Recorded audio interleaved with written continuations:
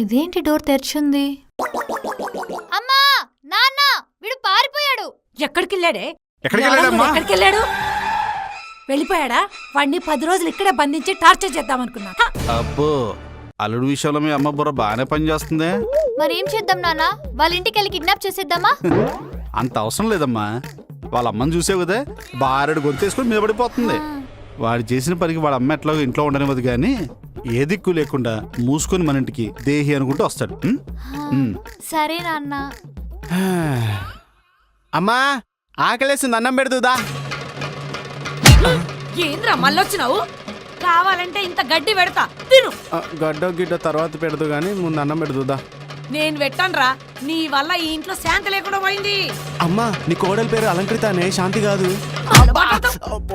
మళ్ళీ శాంతి అంటావు? అదే అమ్మా, అదే అలంకృత. నేను పొమ్మనిలేదే, అదే పోయింది. నువ్వు పెట్టకపోతే నేను పెట్టుకొని తినలేను అనుకుంటున్నావా? చిచి, ఈ ఇంట్లో కోడలు లేదు, ఇల్లంతా పోసిపోయింది. నీకు తిండి ఎట్లా పోతున్నదిరా?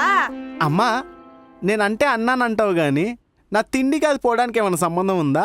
అయినా అదంతా సర్లే గాని దా నువ్వు ముందు కూర్చో, నీకు 2 ఇడ్లీలు పెడతా తిందు గాని. నాకొద్దు, తిను. రేపు కోడలు నీ మీద కేసు పెట్టిందంటే పోలీసులు పెడతారా నీ గడ్డి.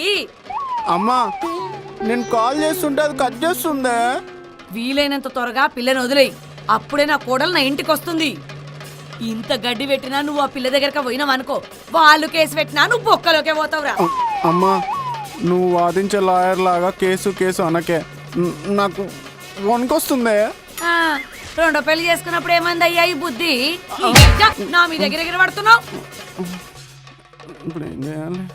ముందు ఆకలి తిందా. ఇలా జీవితం అంతా ఆకులు పీక్కోవడమే ఏంటో. కర్మ. ముందు దీన్ని ఒసే నేనే నీ ముగ్గురిని.